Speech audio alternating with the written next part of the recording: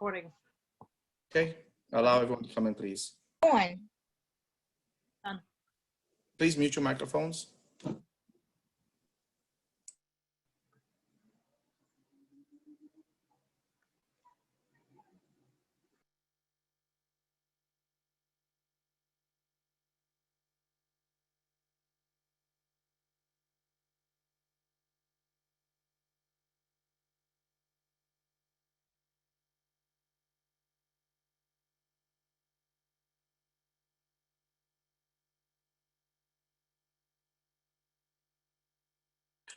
Good afternoon, community. We're just letting everyone into the meeting right now. Just you will notice a few different things. We are muting everyone upon entry, and you will get a chance later on. The chat has been the chat is not active at this point in the meeting. CEC28, we are taking extra precautions this meeting because of what happened in our last meeting. So FYI, just bear with us. We will fill everyone in approximately 5 minutes. We'll start our meeting and we can get started.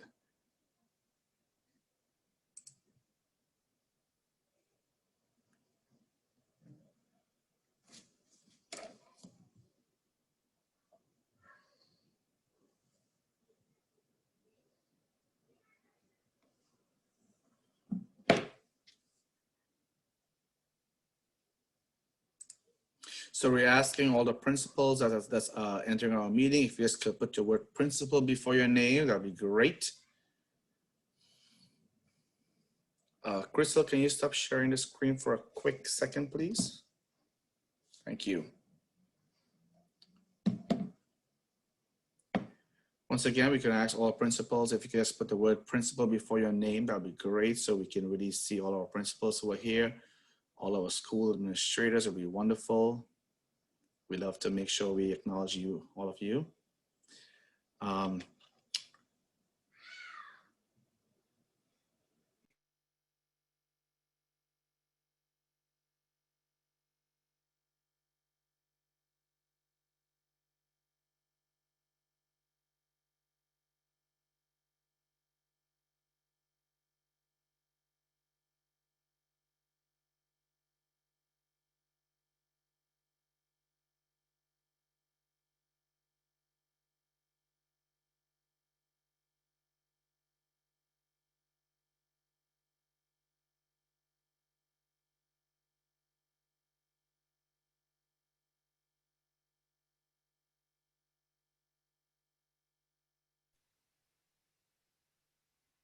Hey, VJ, are you with us?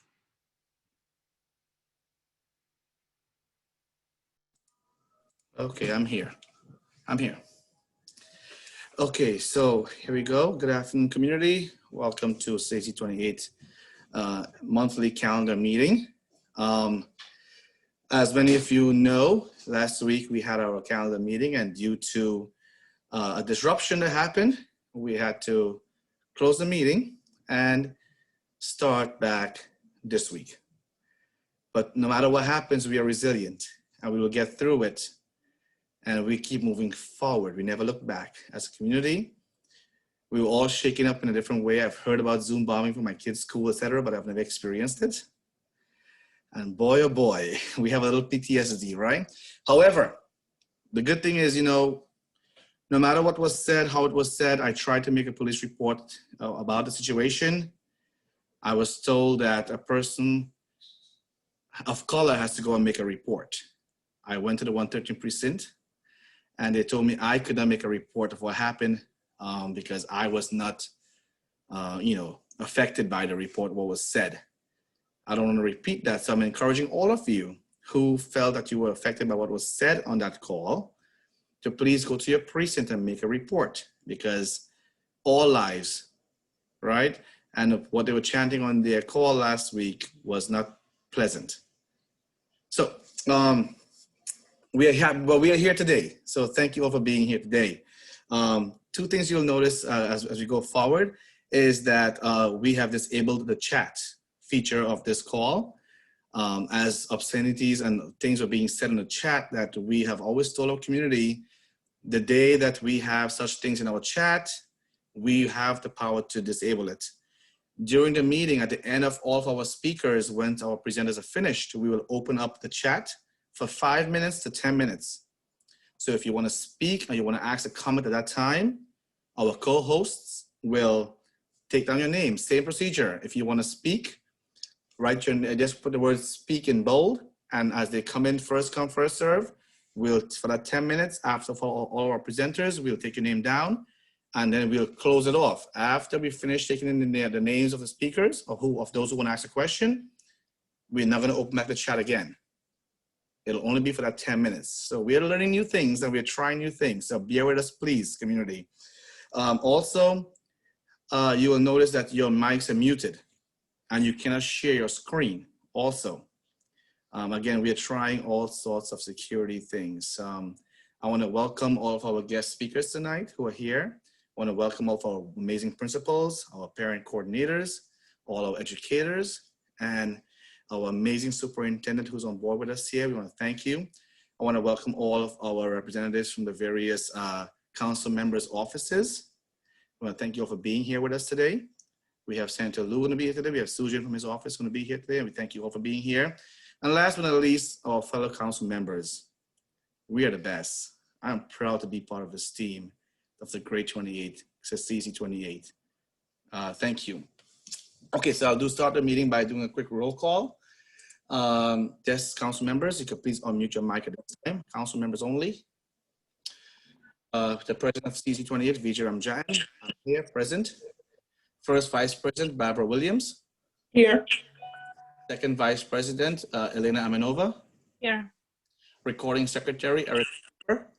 Here. Treasurer, Andy Matus King. Treasurer, Andy Matus King. Treasurer, Andy Matus King. Okay, not excused. Members, esteemed members, Ed Chang. Here. Micah Morrison. Here. Robert Tamayev.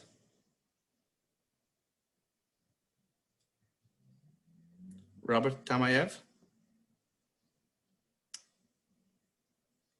I know he was here earlier on. I know he was driving. So we'll wait till he comes back on. And Robert, you're here. I can see you. I can see your name. So I'm not sure if you're hearing us or not, but I see you. What you have to say, you're here. So Robert, I see you here. Roger. For safety reasons, we can. He probably can't unmute on driving. Okay. Howard Pollock. Present. And Roger in the car. Present. Excellent. Thank you so much. Also, I want to welcome our amazing FACE representative. Bibi Matadin is here also with us, who has been always updating us with everything. Thank you, Bibi, for being here. We're happy to have you on board. So, my dear friends, once again, two things we don't have. Again, we try to get interpreters for this meeting in a short notice, in a week span. We do not have them on board with us today. Last week we had 2 of them, but this week we don't have them on board today. So if you do have a question or concern, please, we'll try to address it. And if you want to ask it in Spanish later on, we'll appreciate that. So without further ado, I would definitely like to remind everyone the chat is disabled.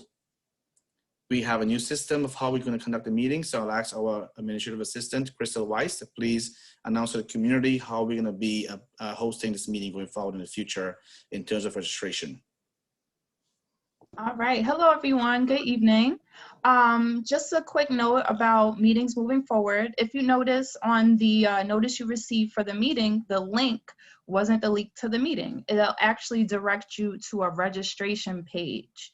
Now, once you click that, it will prompt you to enter your full name, your email address that you'll be logging into the meeting from, and your phone number.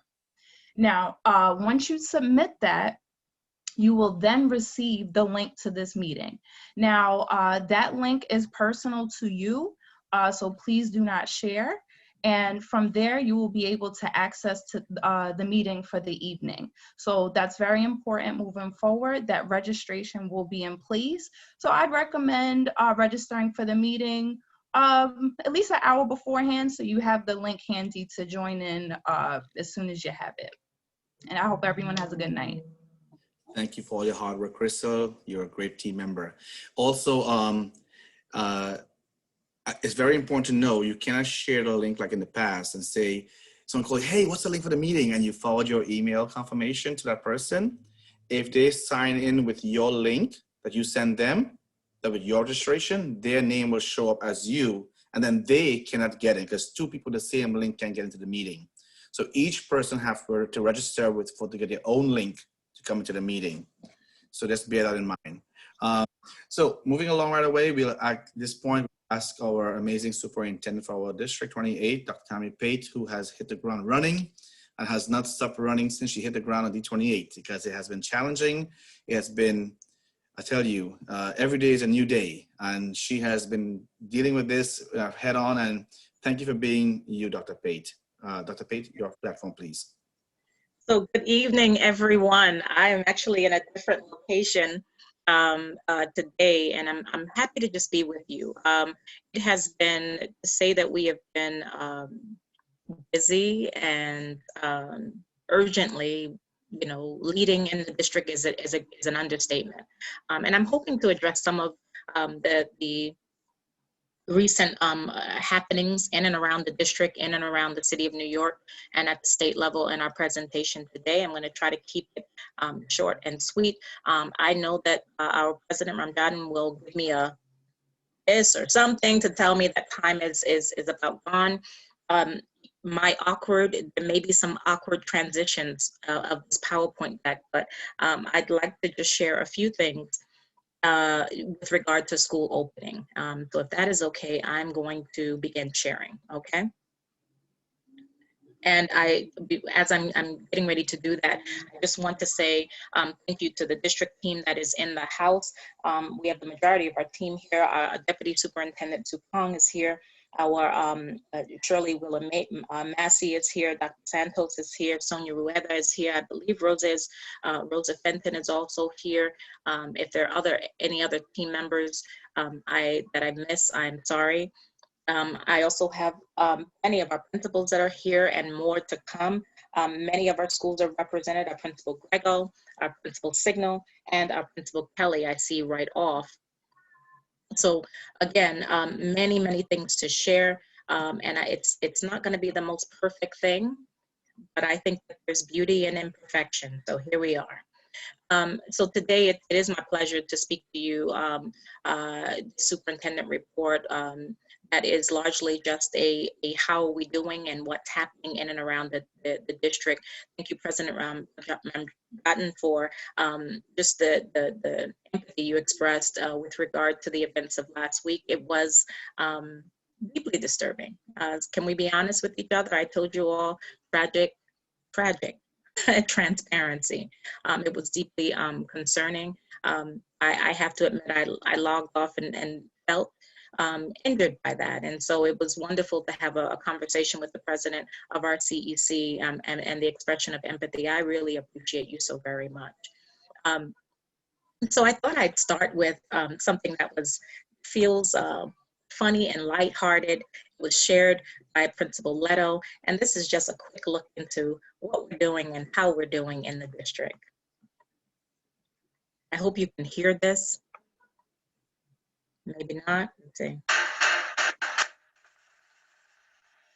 Yeah, we can hear it.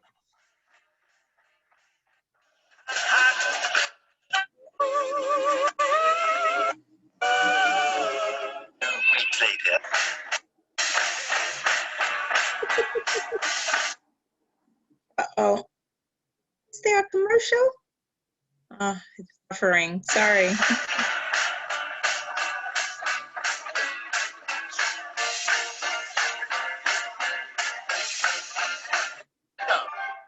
Hey, no disgrace. Just pull up your sleeves and get them in place. Then scoop up the water and rub it on your face and go. You got some. Now don't fight above. Work out the leather. And when you got enough, get your hands full of water. You start, you stop, and go. Get down and south. Run and scrub. Sputter and splash all over the top. You may be cold when you're done, but you gotta admit it's good to be fun. So splash all your life.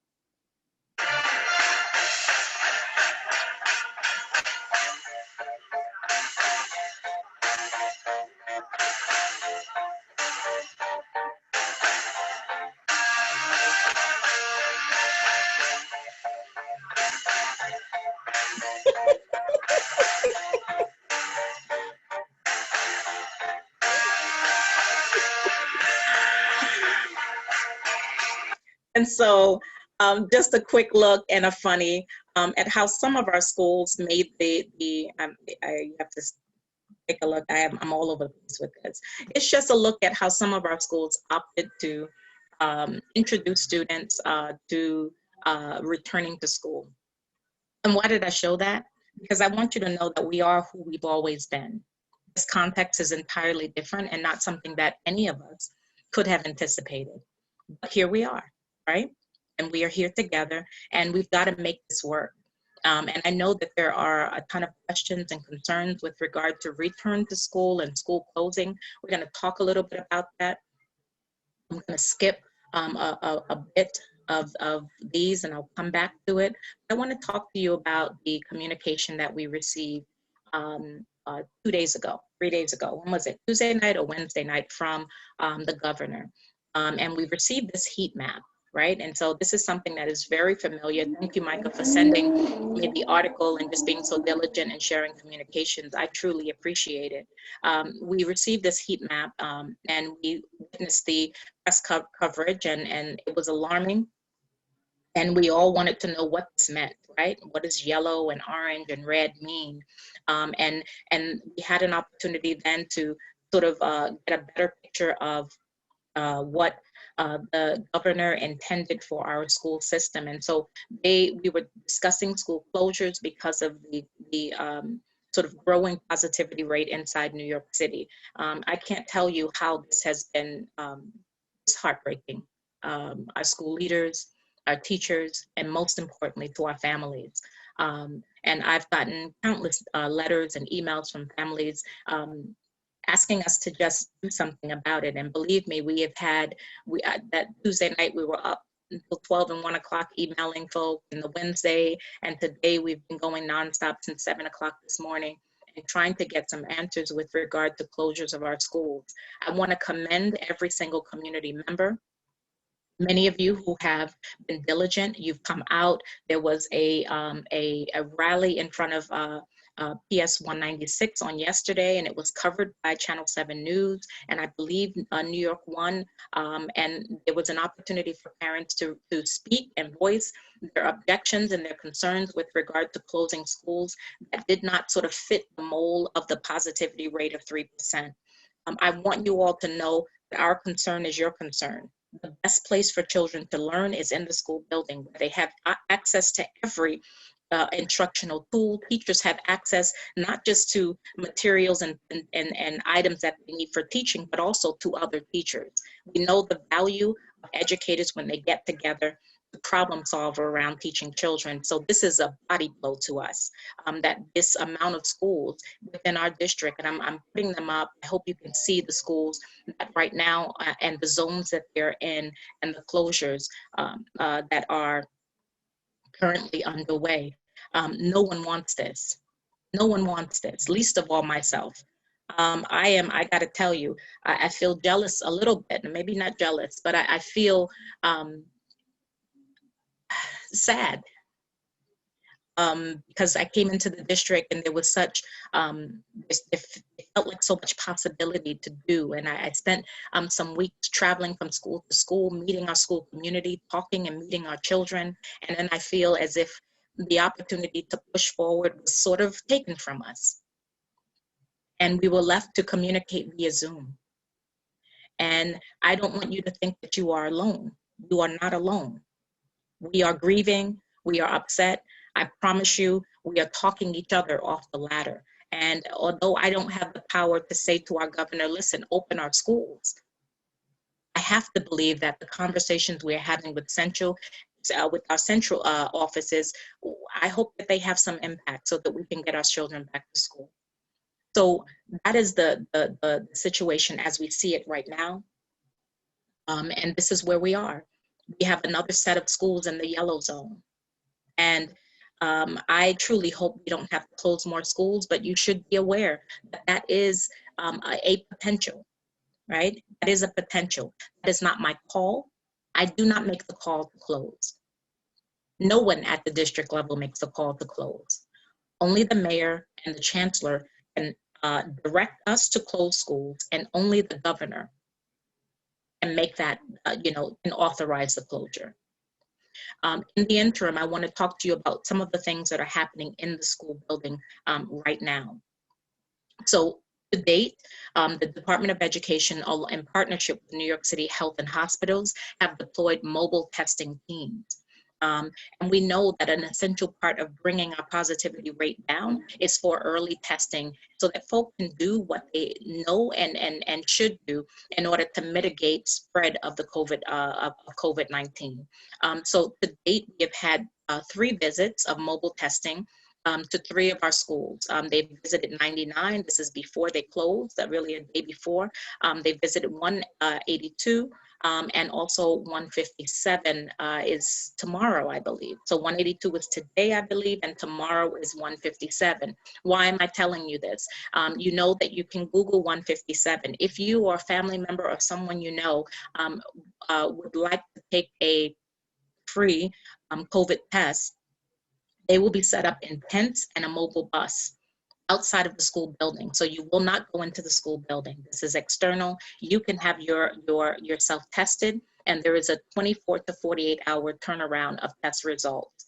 The school, of course, is not notified of your test status. Only if you are a member of the school community does Test and Trace notify that there is a positive case in the school. Otherwise, no one of us, no one connected, myself or anyone else, is privy to any of your status. Testing in schools will begin on this Friday.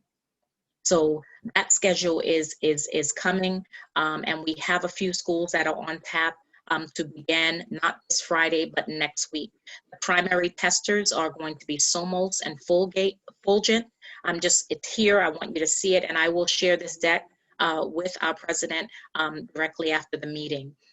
DOE supervision is required, so there will be someone in from the Department of Education, from the school itself, who will be supervising the testing location to ensure that our children are safe and that if anyone needs support or help, they're there for them. We will never leave our children alone with non-school-based personnel. They have an 8 a.m. to 2 p.m. window, although they will only be in the building for a few hours. The school has minimal responsibility for the team that comes in. The only responsibility that is asked for is tables and chairs. I hope that you know the percentages of schools already. I'll put them again into this document. So depending on the size of the school, they'll test 20, 15, or 10%. The larger the school, the lower the percent. So if you're over 1,000, there's only 10% of your population. But I did put a scenario. So for instance, if you have 400 students and 50 staff members, when they visit, they are targeting testing 90 people on that day, right? So that is approximately, 20% of 40 or 450. All students and staff have been provided with consent forms. If you have gotten a consent form, please respond. Please get that back to the school. Whatever your decision, please get it back to the school so the school can account for its total population. It's a big system. And they're visiting buildings. So if one school is being tested, all the schools in the building will also be tested. In the Department of Education, we have approximately 1,200 buildings, and they are targeting visiting 70 schools every day for the entire 70 schools per day. And there are approximately 17 testing days in the month. So to say that this is a small undertaking would be not true. It is a huge undertaking, and I don't envy any of those folk who are organizing this endeavor. PPE distribution, there are PPE distribution sites. If you find that you are short and cannot afford to purchase your own PPE, there are distribution sites that is shared on the mayor's website. The Department of Education is also have locations where they're distributing. Our local council people are also distributing PPE free of charge. If you are in the hot zones, please look for the news or on the mayor's website. They are distributing free PPE in hot zones, in the red zones and the orange zone, literally setting up tents on the sidewalk and giving out mask and gloves and hand sanitizer. So you don't have to do this by yourself. It's not comfortable, and none of us, we don't love it. We don't love it. Let's give you a quick time check. Yes, so that's 10 minutes. I'm gonna speed up. We are clear, I hope, in terms of mask breaks for students. We know that they are provided with mask breaks. We know that you know, the younger the child, the more difficult this can be. But I'm actually here at my sister's house, and she has a nearly 2-year-old, and that 2-year-old knows that she has to grab a mask from the mask basket. There's one on the low level, so she can she can access it. So we're training our children to be mindful in this way. This is not, no one's proud of this, but it is what we have to do in order to ensure, one, that we keep everyone safe, and two, that we can have some level of normalcy in our lives, and especially in our school and learning life. We talked about this, so this was more relevant last week.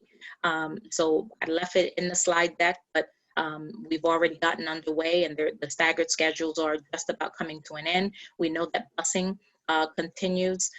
We are going to come back to you, and I'm going to bring some folk with me to talk about the high school admissions process. We would not do it justice today because we don't have enough information, but I don't want you to think that it is not something that is on the radar. Again, I'm going to give this PowerPoint to our CEC president, and these links are active. And so you can begin to get information, and there's a list that you can sign up to get information with regard to high school admissions. There was, we also, I'm just bouncing around a little bit. I do want to just give another word with regard to iPads and devices and inventory. We are, and more specifically, Sonia Rueda is working diligently to track and trace technology across our district. We have run into a little bit of a wall, and I promise you, she has a sledgehammer to get that wall knocked down. And that wall is data. She had access to a spreadsheet that let us know exactly who applied, exactly who received, and the status of their technology distribution. And now all of a sudden we do not have access to that spreadsheet or that data source. But she is working to get access to the form. And if you know Sonia, you know she's a fighter and she does not give up. And I'm proud of that. And so she is working to get that information, and you will shortly have that. I will share it with President Ramjaden as soon as we get that information, so you will all know the status of technology in the district. And finally, I just wanted to share this little quick, fun little video, and I knew it wouldn't click. There it is. So I have lots of tabs open, and this is just something that we put out, and we've been trying to spread some I don't know if you'll call it comfort, but just to let you know that we are still who we are. We are. This is not what anyone anticipated. It's not. It's not the way I envision myself in the context of the superintendency. But it is what it is. And we are going to continue to do everything in our power to ensure our children get what they need, which is an exceptional education that prepares them for life and living and success. And so I wanted to just end, because we're just at 15 minutes, with this very, very short, it's 30 seconds. If you blink, you're gonna miss it. But it's a very short little video.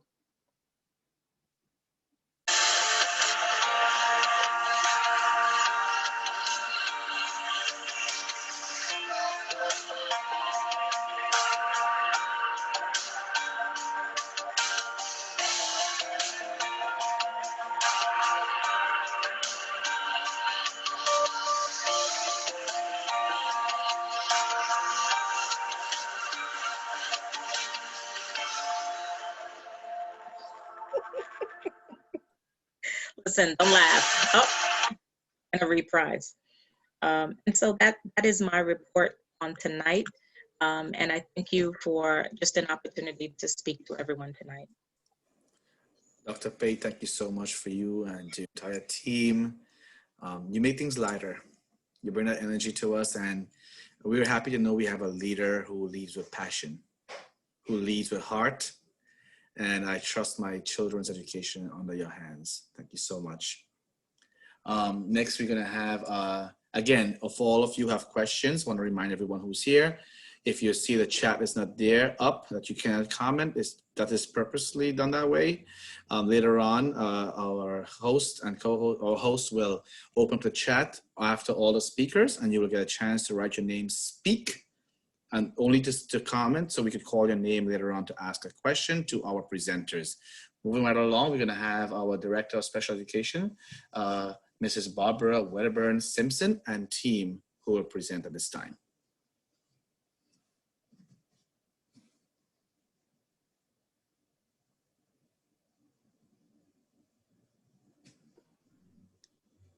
Hello, good evening, everyone. Can you hear me? Yes, loud and clear, perfect. Okay. So I'm Barbara Wedderburn Simpson. Thank you so much for inviting me to your session tonight.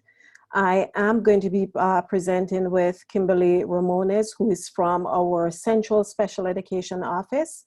And while she introduces herself, I'm going to get our PowerPoint up so I can share from there. Hi, good evening, everyone. Nice to be with you tonight. Again, as Barbara stated, I'm Kimberly Ramones, and I am from the Central Special Education Office.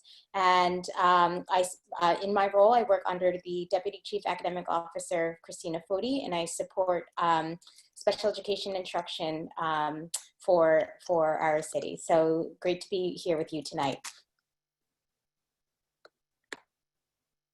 Okay. All right, I think we're at the end of the deck, but we're gonna go all the way up to the top here. And so what we really want to present today is what's going on with supports for our students with disabilities. I just want to let you know, we have been working assiduously just to ensure that our students with disabilities are getting the supports, that we are documenting the supports that they're getting, and where needs are, we are trying to address like any concerns that do come to us. All right, so service provision. Right now, like their general education peers, our students with disabilities are either receiving their services through a blended model, which is in person or remotely part of the time, or fully remote. Right? And we are ensuring that where there are needs for special education teachers, we are working to ensure that those needs are being met. Okay, just a quick second here. So the blended model varies based on the model that the schools have chosen for the provision of service. We have students who are in a range of days, some maybe in 2 days or 3 days for the week, or even more. And then there are other days that they're off, for the blended learning. I'm not gonna say off from instruction. And the principals, the administrators in the schools, they're trying to balance that just to ensure that where those needs exist, that you're highlighting those areas, and we are working to meet those needs of students. Instruction is presented synchronously or asynchronously, synchronously with an educator with them, asynchronously where the work is assigned and it's being followed up by an educator. So that's the way in which we have that working right now for the blended model, and remote also. Just a quick second here. All right, I think if I do it this way, it will work. Okay, and it's the same method that's been used for our students who are fully remote. We have the synchronous and also asynchronous, presentation of instruction for students. We're continuing to provide all the programs and related services that we have on our continuum, and that includes our integrated co-teaching, our special classes. We are going into with the related services. We are doing, occupational therapy, speech, physical therapy. We're continuing to provide all those services, our special education teacher support services, and we're ensuring you know, that schools are, you know, have a model for providing these services to our students.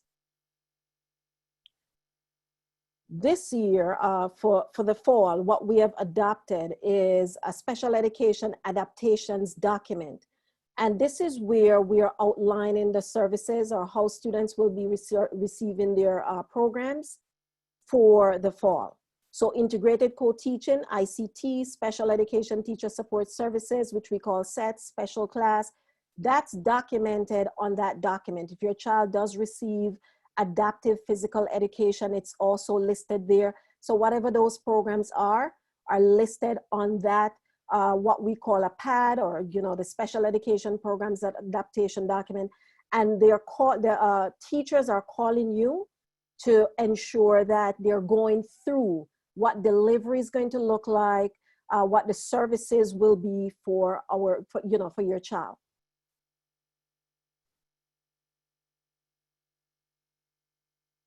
Okay, once that's done, we're ensuring that that's emailed to you if you have consented for that to be emailed, and we proceed with providing the services. If for any reason, you know, you are having some questions with this part, with the PAD, or, you know, your services, at the end, there's contact information with someone who is on our team that you will get directly to us to express what those concerns are. We also, if your child is receiving related services, so that's occupational therapy, counseling, physical therapy, speech and language services, what we have is a related services adaptation document. So you might see, if you do have a child who is receiving the PAD or the adaptations program adaptations document, you will see the related services, but individual, a provider will call you to explain to you what the related services will be, and they will create another document for that. And if your child receives multiple related services, they will have multiple documents. And we do that just to ensure that you have that connection with each of the providers that is providing that service for your child. Evaluations, we're still continuing, and we're using these evaluations to determine, you know, initially, if your child is eligible for special ed, or if they continue to be eligible for special ed, say after 3 years or during a reevaluation. So we're continuing to do those evaluations. Evaluations are conducted remotely or in person, you know, as needed. IEP meetings are also still continuing. We're doing these via phone or by video conference. And again, if you have any questions wherein these are your meetings are concerned, please feel free to reach out to us. Family engagement, I have, what we have is some information from our central team and what they're doing to ensure that you're getting all of this information on from the, you know, the BCO or from the borough citywide offices. We are also outreaching to families through schools to provide information to you. But we also want you to have that information that's been provided centrally. And that is done through the Beyond Access series. And what we do have here is just, okay. So just an outline of what you will find. These are pre-recorded videos of just, you know, different areas that you might be interested in or want to learn to support your child at home. So we have returning to school. We have sensory supports for students with IEPs. So we have a wide range of information here. And if at any time you feel that there's something that you need more information about that you're not seeing here, again, just feel free to reach out to us and let us know what you're looking for. Because our goal really is to ensure that our students are being supported and to ensure that you have that support that you need to support your child while you're home, you know, to be working in alignment with the school and with your child's learning. Some resources that we do have, these are live links that will bring you to the DOE website where you are able to get access to the Beyond Access series, how to get into Google Classrooms. So we have all this information that you're able to gather from the resources here. And our main contact for any questions that you may have is going to be Jacqueline Jenkins, who is our special education community support coordinator. She works diligently to ensure any concerns that parents bring are resolved, and we work as a team to make sure that this is really followed through, and the parents are, you know, pretty, I'm not gonna say happy, but there's outcome that you're pleased with, you know, at the end. On the District 28 team, we also have an administrator of special education who is Martina Stanislas. And what I will ensure is that she's also listed here. And we have Avril Martin, who is our specialized student support lead, who, you know, we work with schools, we work with parents just to ensure that our students are getting what they need to get. We also have Lucy Hodera, who is our related service point. And we work as a team just to ensure that our students, our schools, our parents, our students are supported. Kimberly, is there anything else that you would like to add?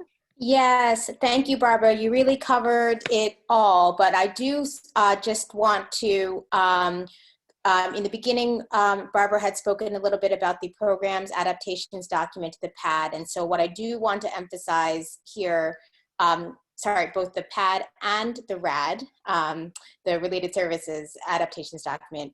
Again, that is done at the school level, and that is the opportunity to have a collaborative conversation with your child's school about how services will be provided in a blended learning environment. So we want to make sure to emphasize that document to people on this call, and just making sure that you all know that this is a that conversation and that document is really to, again, to provide details about what special education service program services will look like in a blended learning environment. So Providing a time check.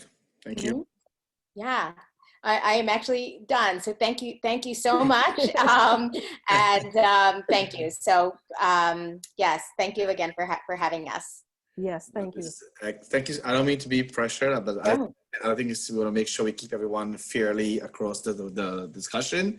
So thank you both for coming on board and willing to present to us. We would love to have you back again. As we know, this pandemic has us changing gears every day. So as things are changing again, our administrative assistant, Kreyòl Ayisyen, will be reaching out to your team to further get guidance and to further get more information about what we need to do or any changes you can bring to our parents. For all of you who are on this call at this point, we ask you again, hold your if you want to speak or ask any of our guests a question. In a few minutes, you'll get a chance to put your name on the chat to do so, and we'll open the chat for a few minutes. At that time, you can text the word speak, and then our team will note your name and we'll call you in the order in which you brought the word speak. Next, we have up to present to us is a support services liaison operations, Mr. Narayan Bharat. Sir, you're on now.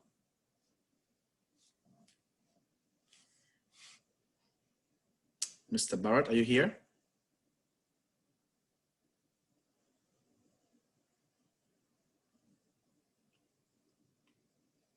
Mr. Bharat, are you here?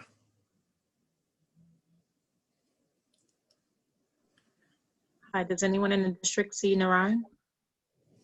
I want to make sure that we actually made him a co-host and allowed him to unmute. Do you see him in the room, Vijay? I did not see him, and Dr. Pate, if you see if your team saw his name there, maybe some people have two names, right? Different names on screen and then their name on paper, so I'm not sure. That's how I can tell sometimes. If you do, let us know. Because otherwise he wouldn't he wouldn't be able to unmute unless I allowed him. For sure. At what point did we want to open up the chat?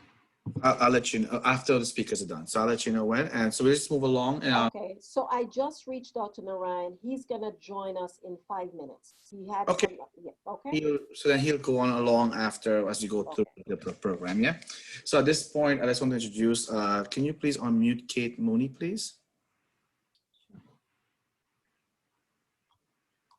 We have Kate Mooney here, who's here from Councilwoman Adrienne Adams' office, and it's like her to introduce herself and let's give a brief greeting and a word. You're muted. Go ahead. Thank you so much. Hello, everyone. Hello, Superintendent Pate, and all the principals and parents of Council District 28, which is quite a significant part of Community School District 28. Naturally, everyone is daily speaking about the situation in the schools. And Councilmember Adams daily asks me, what are we doing? Who have you talked to? What's going on? Let's stay abreast of everything.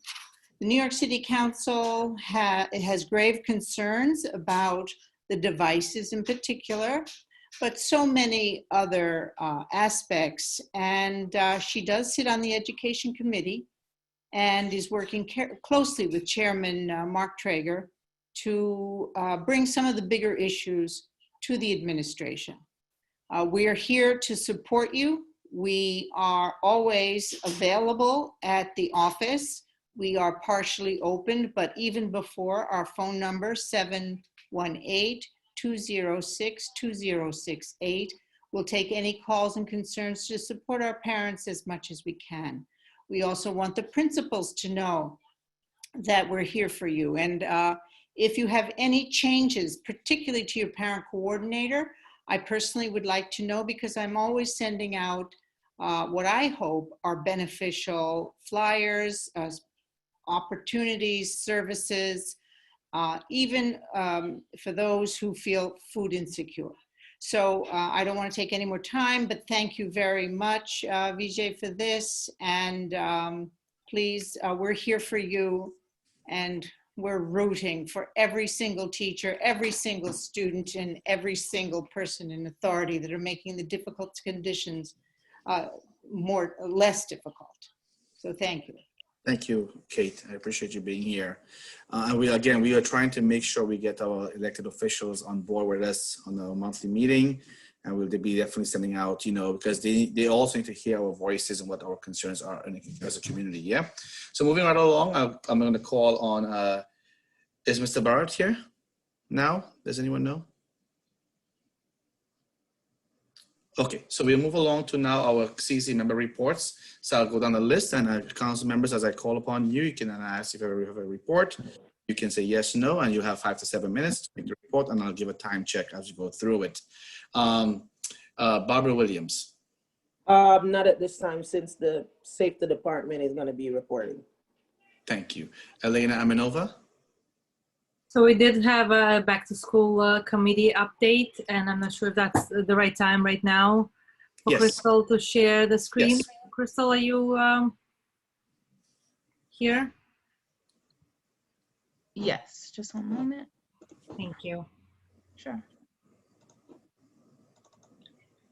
So we're excited to see everyone back here in a safe manner. Obviously, safety is important to us, but safety of our children as well, right? And I think as back to school committee chair, we take this seriously. And obviously, I think there was a lot of uncertainty in the last few days, and specifically yesterday, with a lot of parents unsure and a lot of students not sure whether their particular school is going to be closed or not.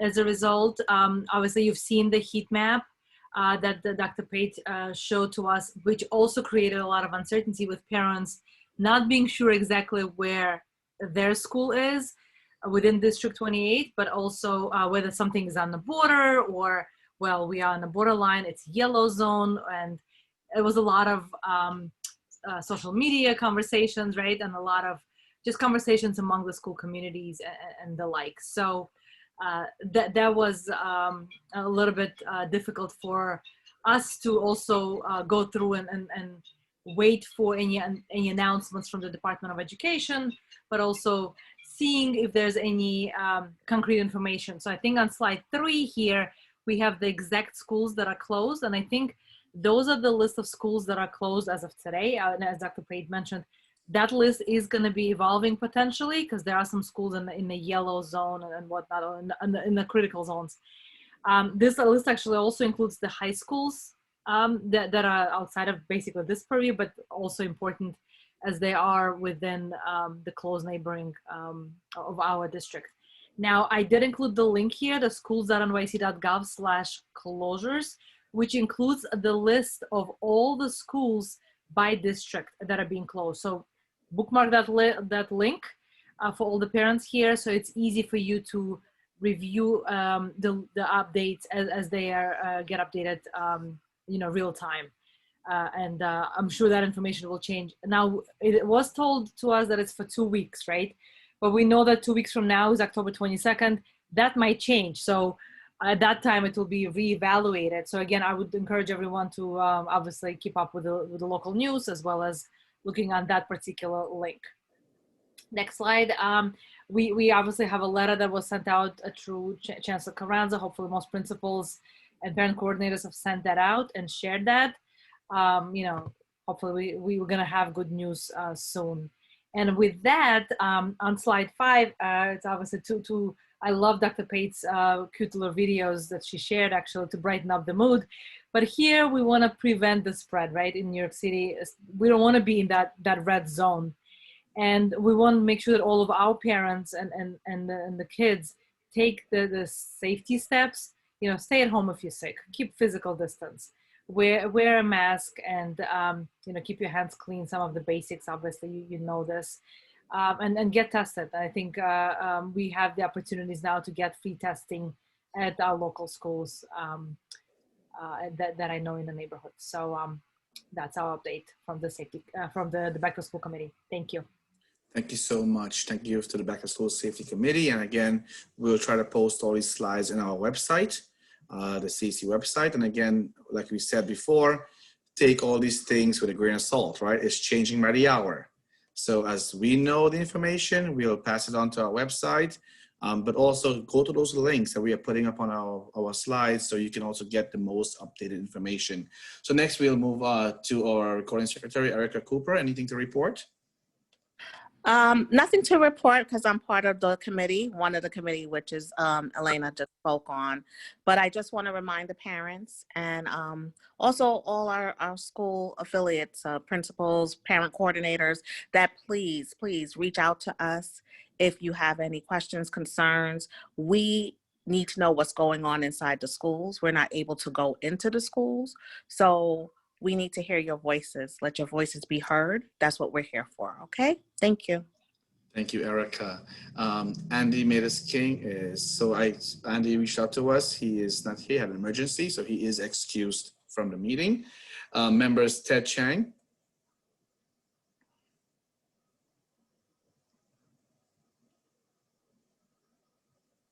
Ted, you can unmute yourself. You can't? We're seeing you. You can. There you are. Okay, there we go. Yeah. Hi, everybody. Sorry, I had to rejoin on a different account because my iPad froze. So, hi, I'm Ted Chang, chair of the Equity Committee, and just want to report that we had a successful first meeting of the committee last month. And it was, I think we had a guest speaker and covered sort of a lot of the vulnerable populations that are in the New York City school system, foster children, homeless students, just students with disabilities.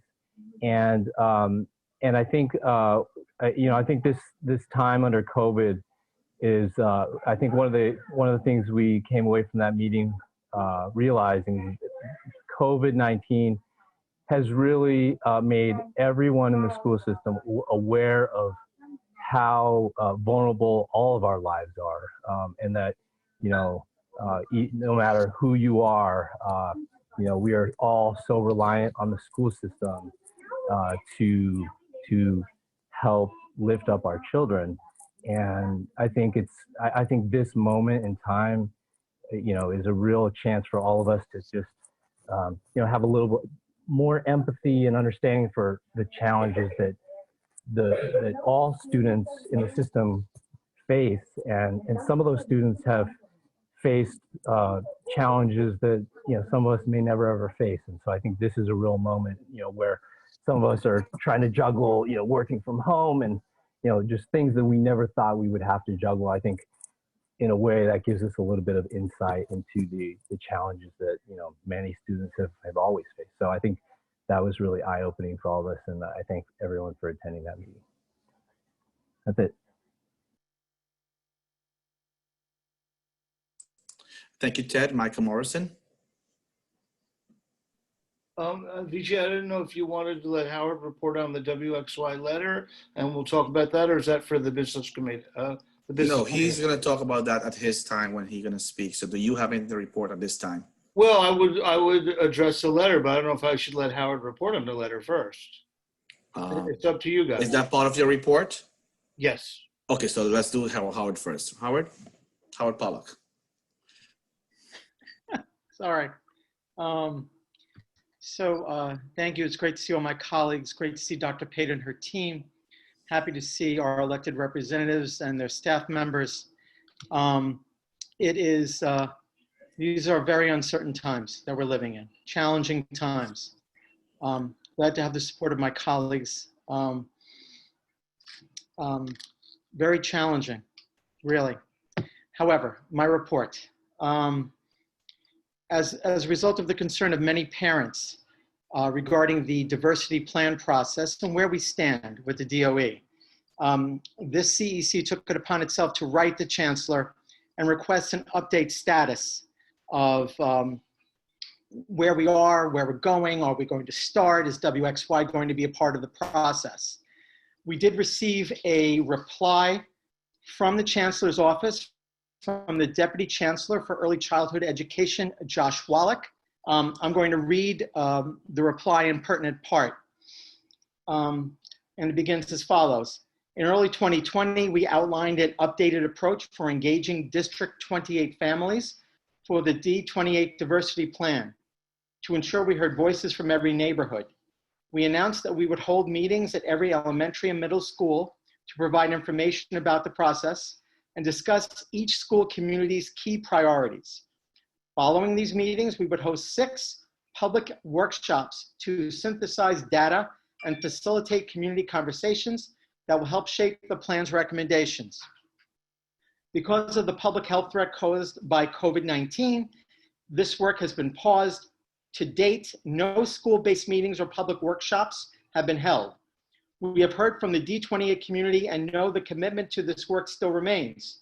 So when it is safe, we intend to continue with the approach outlined above. So I'm not going to read the rest of it. There is no indication about when they will start it up again. However, they did outline the approach.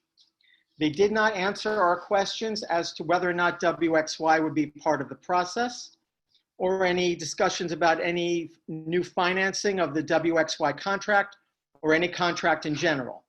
However, we do know from DOE that they are committed to pursuing the process when and if the COVID pandemic ebbs. That is the substance of the letter. I will ask our administrative assistant to post the letter on our website so people can see it. And to all parents out there, stay the course, stay strong, study with your kids. Nothing is more important. Stay safe, everyone. Thank you. Thank you, Howard. So just so everyone knows too, we'll be posting the letter we sent to DOE along with the response that we received from the DOE in reference to what we asked. At this time, we'll ask Michael Morrison. Vijay, thank you. Can you hear me? Yes, sir. So I'm glad to hear that we're posting both the letter that we sent to DOE and DOE's reply. I'm going to be very brief. I just wanted to note that this began several months ago when I proposed to the CEC to pause the diversity planning process for 1 year and defund WXY precisely because of the situation that we might find ourselves in, which we find ourselves in today. In other words, we are overwhelmed by the pandemic. We should focus entirely on the pandemic, and I had hoped to put that aside for a year and then restart the diversity planning process in 1 year. We'd also heard that, and we saw documents that WXY's contract had expired. So my resolution was voted down, and then we we agreed to send a DOE a letter. The letter, as people will see, said, asked DOE, was there any discussions with WXY about resuming? Was there any financing of discussed with WXY? And what would the restart process look? As Howard reported, they did not answer those questions. And that, I think, gives you some and gives the community some idea about what they're really up to. You know, I was a supporter. I am a supporter of diversity planning. I was a supporter of WXY in the beginning. That's public, that's on the record. I ran an investigation as an investigative reporter. I turned up some interesting facts. I reported those first to this committee and to the public several months ago, and then later in the New York Post. And unfortunately, my conclusion was that the mayor, the chancellor, and DOE are really trying to ram an agenda down our throats. And I think that that effort is going to continue. But for the moment, because my main point was we need to focus on the pandemic, I think we need to go back to where we started, and that is this committee needs to focus on the pandemic, and for the moment, this matter needs to be taken to other forums. My investigation will continue. I'll continue speaking at other forums. I must report that I am exploring with other bodies civil and criminal actions against the mayor, the chancellor, and WXY, and I'll have more to say about it at other times. But again, folks, let's focus on the pandemic, and thank you for your attention. I just want to add very quickly, as chairman of the safety committee, we decided to defer to the back to school committee for this month. And I thank Elena for her report. Thank you. Thank you, Micah, very much. Next, we have Robert Tamayev. Robert, do you have anything to report? Okay, so next we'll move to Rajwinder Kaur, Councilman. Yes, good evening, everyone. As we all know that it's a real challenging time, but as Erika said, I request the parents, please reach to us for any concern, even though, we are not the owner or we are not the hold of anything, but still, as we know what's going inside, we can try our best to help you. As I came across so many families who send their children to kids and I ask them, how's it going on? And they're very happy with their, school environment. They're like, kids said me, yes, aunt, we are safe over there. Only 5 children were in the class. Only 10 children were in the class. So they do check the temperatures, every safety precautions, everything is taken care of. So I'm not telling do send the children to kids, but yes, if you have any concern, please let us know. We will try our best to help you as soon as possible. And another thing was the devices. DOEs, yes, they are getting back to the devices. The kids are getting back who were not given before because the DOE was out of it. Yes, they did get back. So please be safe and healthy, and please contact us. We can try our best to help you. Thank you. Thank you, Rajwinder. So I saw Mr. Narayan Bharat is here. So I'll ask to start this time. Mr. Bharat, you can unmute and you have 10 minutes.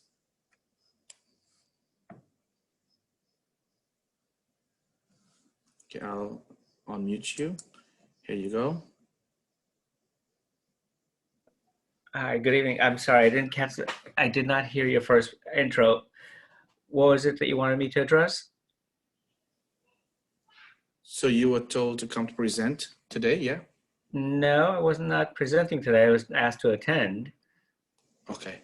Okay. Well, So what I would ask, Narayan, if you can just give an overview to our families around the facilities work that you have engaged in District 28 to ensure our school buildings were prepared and continue to be prepared for our students. Sure, absolutely. So that work goes back to, prior to the summer even, we had started the work to prepare for the school year, and a lot of that went into cleaning protocols that were developed to make sure that the classrooms, the hallways, the bathrooms, all of the facilities within the school building are clean and safe for our students and our staff. And so we have worked all summer on that. And I can tell you, as someone who's worked in the DOE for about 18 years now, these buildings are cleaner than they've been in half a century. Our school buildings have never, and I swear to you, as a student of the New York City public school system prior to working for the DOE, I've been a K through CUNY student here. These buildings have never been cleaner. That is a personal guarantee that I can attest to. And I've seen the work that our very hardworking members have been engaged in. And so, we have been very proactive. Every school has been given, PPE equipment for, our staff, our cleaners. Students are given masks if they forget to bring them. So all of that equipment and cleaning material has been made available. As if you've been to the schools, you'll see that there are plexiglass barriers at the security desk and at the main office. Protocols are made so that we can have staff come in one at a time. There's now the wellness checks that anyone who visits a school has to answer the 5 basic questions regarding exposure to COVID, so that again, we can monitor and trace and track exposures and limit exposure within the school buildings. All of the buildings have nurses, which was not necessarily the case prior to reopening. We had like 400 vacancies, which have all been filled. And so we have also now the situation room. I think Dr. Pate may have addressed that at one point earlier. That is basically a rapid response unit that when there is a report of a possible or suspected case in a school, they follow up and they coordinate the various departments within the Department of Education to provide information back to the school, as well as to provide testing and get information out to the parents as well. And so that has been in operation for about 2 weeks now, and they continue to field cases, and again, to try and minimize exposure and to keep everyone safe as possible. And so we've been working, around the clock whenever there have been issues. We had, I'm sure you've all been aware of all the ventilation reports and so on. And again, all of our buildings in District 28, I can certify, are operating as designed. And the language that we're using is very specific, because there's been a lot of talk about MERV 13 filters, which are, they're small enough to filter out the coronavirus. But we should all understand that most of our buildings were built a long time ago, and the ventilation systems that they have in place are not capable of accepting those filters. They're simply not designed to work with those filters. Some of our newer buildings, which are capable of working with those filters, have those filters. So every new building or every newer building that is capable of accepting a MERV 13 filter has a MERV 13 filter. And the DOE has purchased enough of them that we have more than a year's supply. So every building that can take it has it and will continue to be supplied with it. The other buildings are operating as designed, meaning there are some of our buildings that are just designed to bring in fresh, unfiltered air. And so those dampers have been open to literally 100% to allow the maximum amount of fresh air to circulate within the building, which is what the CDC recommends.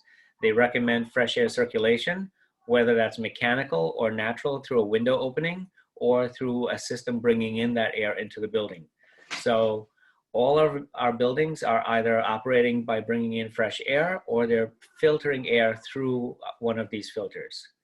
So our buildings, like I said, are cleaner and safer than they have been in 50 years, and they'll continue to be so as we go forward. Thank you. Thank you so much, Narayan. Thank you for being here. I'm sure some of our parents may have questions for you about and my email, I'm always available by email. It's my first initial N, my last name Bharat, B-H-A-R-A-T, @schools. So please feel free to email me anytime with questions you may have. Thank you so much. Sure. We're going to have on our agenda, and we have Senator John Liu, who's waiting patiently. Thank you so much, sir, for waiting patiently. You'll be right after this, the next presenter. We're going to have our President's Council report. We have the wonderful collaborators in the community doing a lot of work with all our PTA members and our principals and getting the word out every day. They send out emails every hour, I promise you, to make sure everything is circulated. So at this time, I'll ask President's Council to give you a brief report.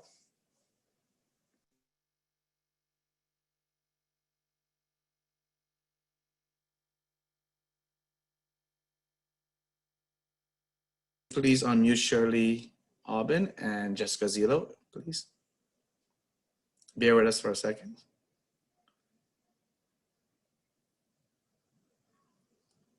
Okay, while we unmute them, I want to remind everyone the chat will be open in a few minutes after the speakers. So then those who wants to make a comment or ask a question, you can put your name speak in the chat, and then you can ask a question or make a comment at that time. So are they on? VJ, I need to say something. I sent Crystal an email that President's Council to take them off the agenda since they had a prior engagement for today. No worries. They were scheduled for last week, but since they had an engagement, they couldn't make it today. That explains why I can't find them in the chat. Thank you so much. You're not making it easy for me today. Yeah, they're not here because I sent Crystal. I don't know if Crystal. No worries. No.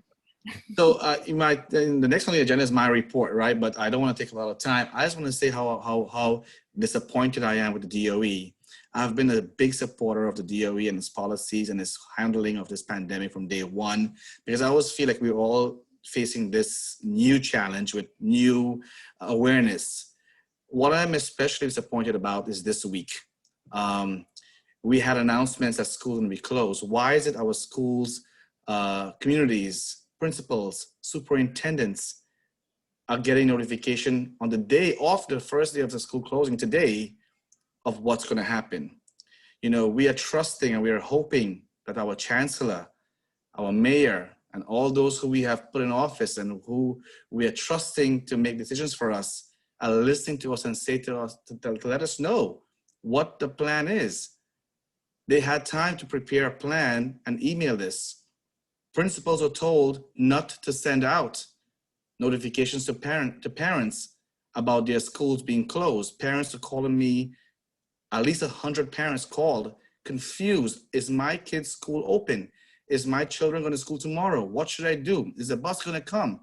And I am sorry, we as a CEC did not receive any guidance from FACE and or the DOE about this. And I think we can do better than that.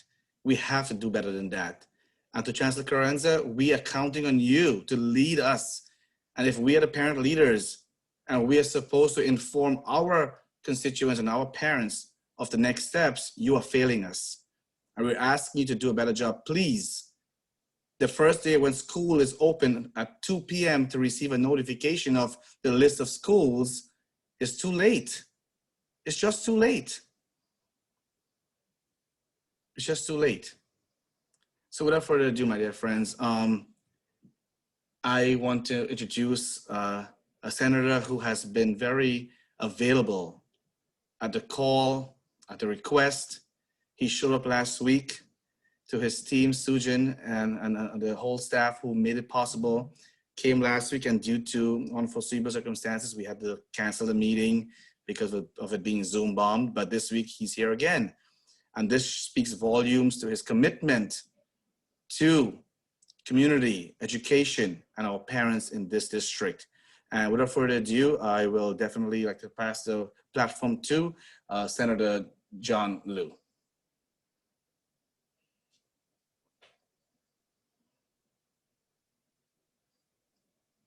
Susan, you can unmute yourself, and then you can, there you are. I think Senator John Liu's Wi-Fi connection is not really good. He's here, but then some. Let me just text him. Yeah. So at this point, while you connect with him, we will definitely open the chat at this time. Sure. There he is. There he is. Oh, excellent. he's. I know he's here now. Senator Liu. Can you unmute him, please, Elena? Can you unmute John? Senator. There he is. Yes. Oh. 1 second, Senator. There you are. Go ahead. All right. I think I'm unmuted. Yes. Can you hear me? Yes. It was saying the host would not let me unmute, which would not be the first time that people didn't let me unmute. Sometimes I go on too much. But thank you very much. I'm so happy to join CEC28. And I want to thank President Ramjatan for allowing me a few minutes to talk with all of you. CEC28, oh my goodness, you guys have been through a lot. And number one, I commend all of the dedicated members of this Community Education Council, because from all that happened last year to now, right this very moment, for some reason, CEC28 is always on the front lines. So I commend you for your efforts.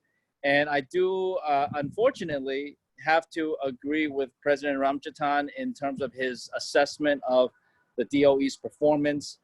I am privileged to be the state senator for parts of CEC28, but I have the additional honor and responsibility of chairing the State Senate's Committee on New York City Education.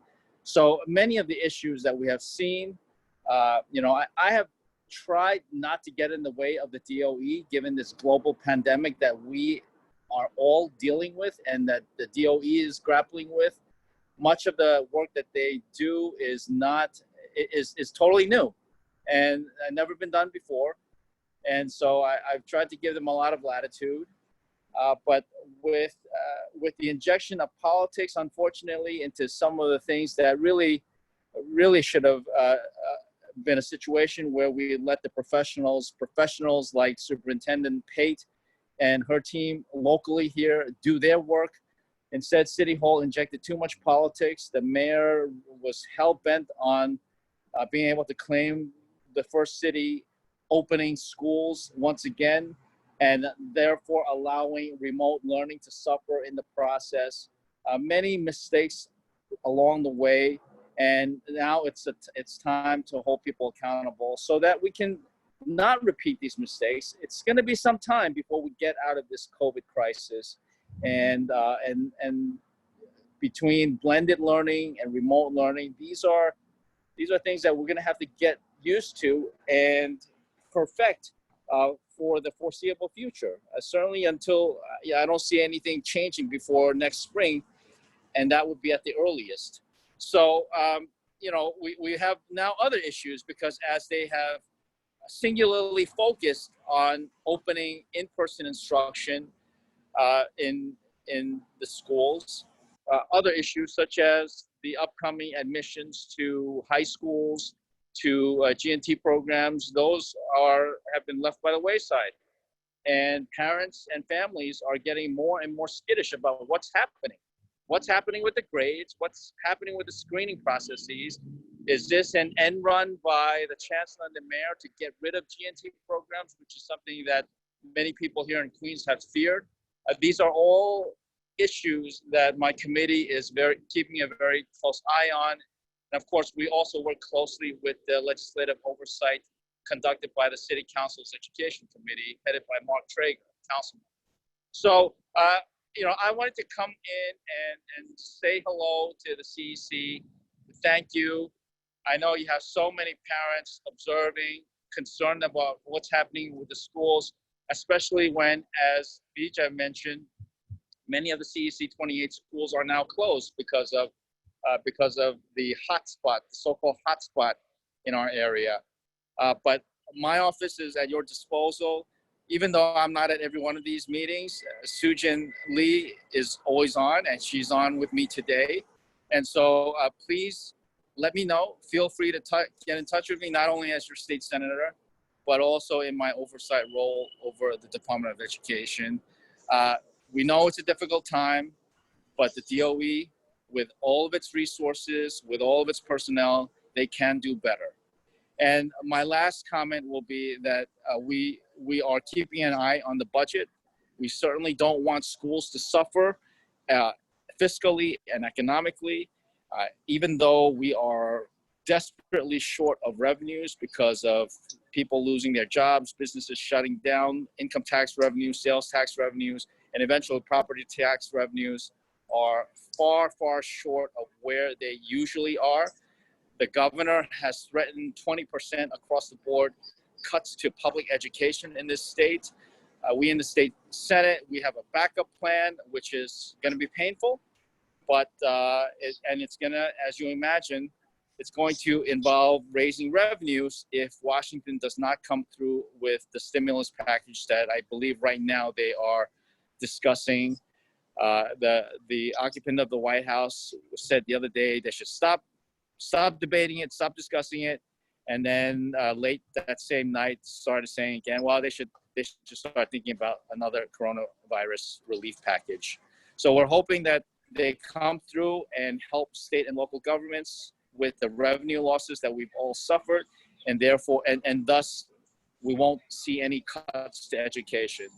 But if things go south in Washington, we're still going to have to pick up the burden, and because it is my firm belief that we cannot allow these 20% cuts to education as the governor has threatened to go through, because that means wholesale dismantling of significant parts of our public education system here in New York City and in the rest of New York as well. So with that, VJ, if you need me in any of these meetings, I'm always happy to come on, or at some point I hope to come in person when we are able to get back together once again. In the meantime, continue your commitment. Thank you to all the parents who are so engaged in your children's education and future, and be safe and healthy. Thank you so much for being here. We truly appreciate your presence and your commitment to CEC's education and our state, our city. We support you. Thank you so much. Hopefully you can stay on for a few minutes to field any questions if any of our parents have that. So at this point in time, I will ask our host to please open the chat, and anyone who would like to ask a question, just write the word speak, nothing else. If we start getting comments that does not make sense on this chat, we are going to shut the chat down and we're not going to have any questions. Again, we don't want to leave room for anything. So the chat will be open for 10 minutes, then we'll shut it off. So chat is open at this point. Let's see, the first person here is, we're going to unmute you as you put your name. Shanshri Keller. Shanshri Keller. Can you please unmute her, Elena? Shanshri, I think Can you hear me? Yes, please go for it. Oh, wonderful. Thank you so much. I'm Chantrice Keller. I'm actually here on behalf of Senator Comrie. We had my colleague on last week, and we saw unfortunately what happened, and we wanted to make sure we were here to support. This evening we share some of your schools with the Honorable John Liu, who I'm so glad to see every time I get to see him. And we just wanted to make sure that you know that we're here. We can be reached at 718-765-6359. We're answering emails. We did have the office open. Unfortunately, very recently, we did have to go back to all remote for our office. However, we are still responsive, and many of us are parents, so we are in this with you. The senator wants to hear concerns. He loves working with Senator Liu and the other representatives in order to move forward in what needs to be done for our communities. So we are happy to work with you in any capacity that you need, along with Adrian Adams and the other offices that are present and those who couldn't be present this evening. So we just wanted to make that outreach, and no matter when, no matter where, trust me, the senator is paying attention. So please call on us if you need us. We are ready. Thank you so much. Do you mind repeating that number again for us, please? Absolutely. The number is 718-765-6359. Thank you. And I'm going to ask, thank you so much for being here. And our office will reach out to you via email also to have the senator also join our meetings. Thank you. I'm going to ask our secretary, Erica, if you could just keep a time check, please. Due to the time limitations, we're going to give everyone 2 minutes to make a comment or ask a question, because we want to give the most parents a chance to speak, right? Venus Ketchum, please. Hi, good evening, everyone. This is Venus Ketchum, community and parent leader in Southeast Queens, School District 28, and the Greater Queens community. Today I have a specific question. It's so exciting. I haven't had a specific question in quite a while. My question is related to the document that went home about random COVID testing. There were 2 documents that went home. One was for the parents to give consent, and the other one was about the process. In the document, it states that while consent to testing is not mandatory, I have heard from several parents on several different platforms that school leadership, school administrators, and DOE staff are telling parents that this testing is mandatory. When the document that's available on the DOE website, titled Dear Families, and it's in the end signed by the Health Department and the DOE, states in the document that while consent to testing is not mandatory, and it goes on to say providing our testing partners with sufficient monthly samples, blah, blah, blah. For the safety of our school community, students who do not have consent forms on file may be required to learn remotely if we do not receive forms from enough students in the school. So I'm requesting that the CEC find out specific information about that part of the document, that statement, where it says for the safety of our school community, students who do not have consent forms on file may be required to learn remotely. What will justify a child or a family being told that their student is required to learn remotely because they have not turned in a consent form? And are parents going to have access to enrollment numbers, the numbers of students who opted for blended hybrid learning, and how many families have turned in the form so that they can know? Because the reality is, if the school gets enough forms, then they're not going to harass you. If the school doesn't have enough forms, then they're going to harass you. But telling parents or telling families that your child will not get dojo points, or your child will be penalized, or you have to turn this form in, is not accurate. It is a lie. Thank you, Venus. So more clarification around this document for District 28 families. Thank you. Dr. Pate, any comments, or we will talk about that after and get a response? Yes, absolutely. So we were consulted about that item in the letter. We did have a lot of discussion around the implications for that statement. I absolutely will circle back to Dr. Dixon, who is running this effort for New York City at the moment, and get you some clarity around that. We have a similar question around that language. And so I will get on that and send something, of course, to our president so that he can post and provide. Thank you, Dr. Pate. Thank you. Next we have is Jean Han. Hi, everyone. Thanks. Can you guys hear me? Yes, go ahead. Okay, sorry. Sorry. This is a question for Superintendent Pate. I read something in the news today that really alarmed me about schools in District 2. There appears to be almost a 20% drop in enrollment at some of these locations and some of the schools here. And I'm wondering, what kind of enrollment impact are you seeing over the district? And what kind of impact would this have for families and for funding overall? Thank you, Jean. Thank you so much for the question. I actually was on a video conference call at 7 o'clock this morning with Superintendent Madeline Chan, who spoke about the absolute devastation that District 2 experienced at the onset of the COVID crisis. Within District 28, however, we have not seen a remarkable drop in enrollment. What we do have here in this district, and I believe someone said it was covered by the news and a couple of other entities, is that we have a relatively large percent of our students and families who have decided to learn fully remote. That is a moving number, but the larger majority of our school community, we're upwards of 50, nearly 60% of our students are learning remotely. So we have not experienced a very large, a significant drop in enrollment, but we have a large number who are learning remote. Thank you. Next we'll have Vanessa Sparks.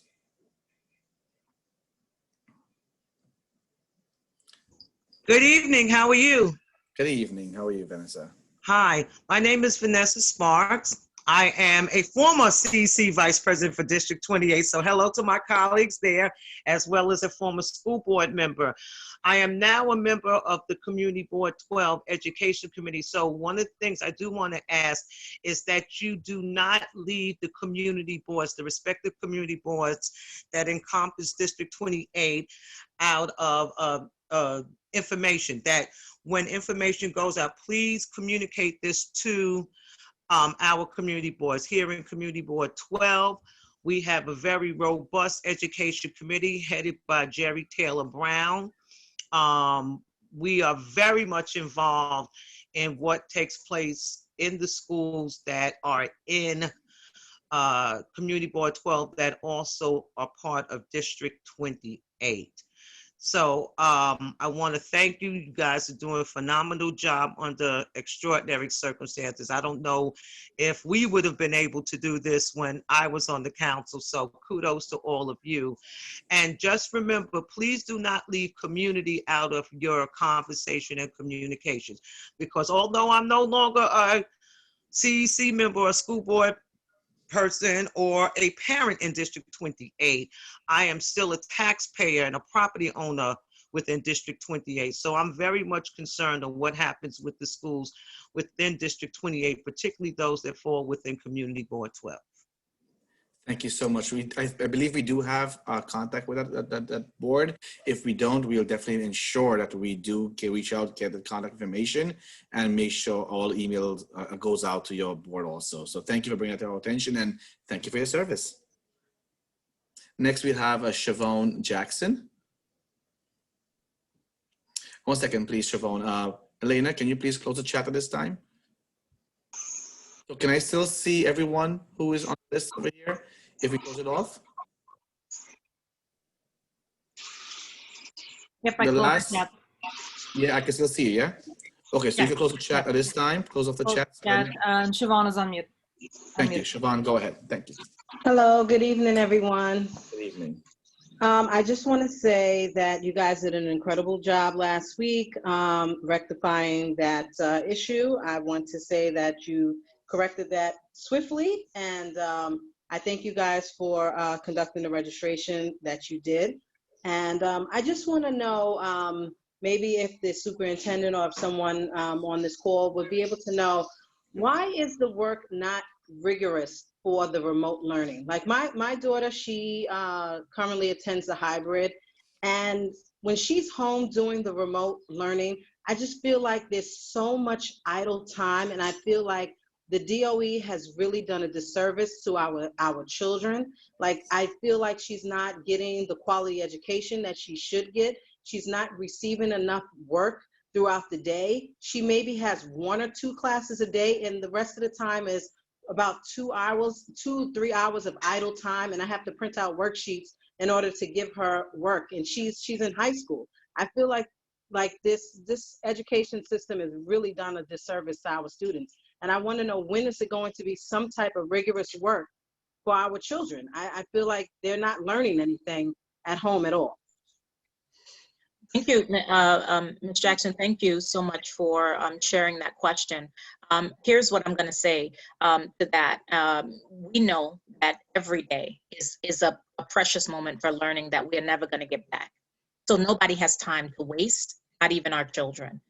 What I would ask is that you share, I know you're talking about the high school, and so I am happy, and my team is happy to be a liaison to the high school. But if you would, you can send Sonia, if you, she's not here anymore. If you could send us an email or send us the name of the school so that we can help support. I will contact the superintendent, because I don't want to overstep myself with his catchment of schools or her catchment of schools, whichever superintendent it is. But we can absolutely help you have that conversation with the school, so that you can get a better outcome. I agree with you 100%. It does not do us any service to have our children sitting around bored and just sort of waiting. Thank you so much. Next, we're gonna have speak is Elizabeth. Did I skip someone? No. So Elizabeth, where you are? Elizabeth. Hold on, I have Allison Bell actually. I'm sorry, Allison Bell. There you are. Allison, are you able to unmute yourself? Because Oh, yes. Hi. You know, I had the same question as Venus, so it was basically answered, because I also received an email from my daughter's principal, and I asked him, was the test mandatory? And he said yes. But like reading the form, it didn't say it was mandatory, and I really don't, you know. And then I asked him, can I take my daughter myself to get her tested? He said that the Department of Education is not taking any outside tests. So I just want clarification when you do receive that answer. on is it mandatory or not, and if the kids do not, and if I do not consent to it, is my daughter going to be forced to be, strictly remotely? Thank you so much, Allison. And I think I give the same answers once we Right. get that communication from Dr. Pate's team and the superintendent's office. We will definitely make that available on our website. I want to remind everyone on this call that our website has a space where you can leave your information, your email address, to receive email notifications. And this is something that we can also notify when we post something up. We can think about those things that we can notify our families about what is happening, right? So yeah, next we have Elizabeth Polkowitz. Yes, but I'm Hi. Hi, Elizabeth. Hi. First, I wanted to say thank you to the CEC and to our district and Queens South leaders who are here tonight. I don't have a question. I do have a comment for all of the city and state leaders that are on the call tonight.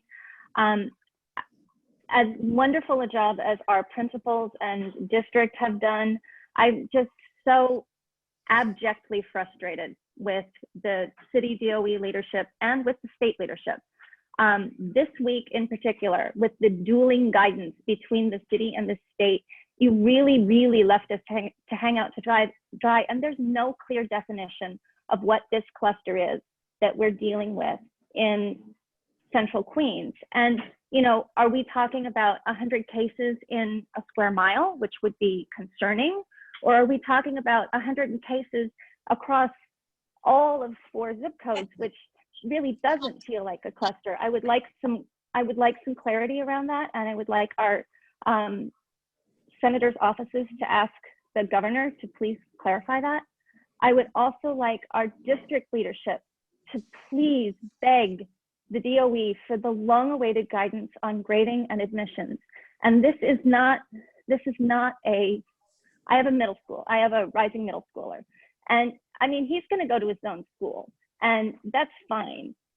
But there are a lot of kids, particularly applying to high school in the south of our district, who don't have a zoned school. They really need this guidance because they really need to understand what this admissions process is going to look like. Thank you. Thank you so much, Elizabeth. Robert Tamayev, that's the next person I have. Sorry, so Dr. Pate, so I'm on the CEC, sorry, I didn't get to go earlier. We as a CEC received an email, I'd say it was maybe a week or so ago, where a mother said that their child lost interest in learning because of, I guess that some teacher wasn't paying attention online. So bottom line, the Zoom wasn't working out. So I've had the exact same problem this week with my daughter, who said that one teacher is completely ignoring her. She raises her hand, she's no reaction whatsoever. But what's more frustrating, and something that I want my question here is, so she states that another teacher at some point in time specifically said something about math was going on and said, I'm not 100% sure because, I'm not a math teacher, I'm really a gym teacher, but this is what I have to do now.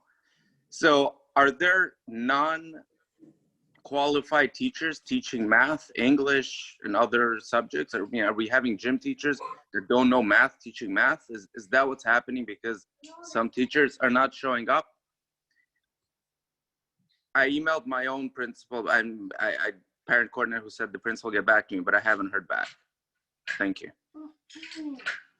And please, I put an email address into the chat. If you could please email Sonia Rueda your contact information so we can contact you directly. What is happening in the first 2 weeks? So if you just let me sort of paint this picture, I'm going to do so really quickly. Yeah, please go ahead. Very, very quickly, as quickly as I can. The first 2 weeks of school was unlike anything you could ever imagine. And one of the reasons it was such a challenge is that we had a moving needle. So principals received their students and they programmed students, and we knew exactly how we would start. And then medical accommodations came in for the adults in the building. And then selection of whether they were fully remote or blended began to change. And so days before school opened, you found out that you did not in fact have enough teachers in the physical building to cover the classes that you had already programmed. They did the work. Principals right now are reprogramming some of them for the 4th time.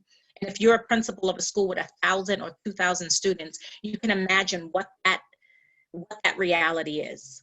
And so when we got to the point of opening day, there was such a gap between the amount of teaching professionals you needed in the content area and the amount that were physically in the building that we had to then get adults who were qualified to supervise children into the school building. What every principal did was get their teacher teams together, and they wrote lessons and units and shared that information with the other teachers. And then yes, in some cases there were phys ed teachers in front of students during the math block.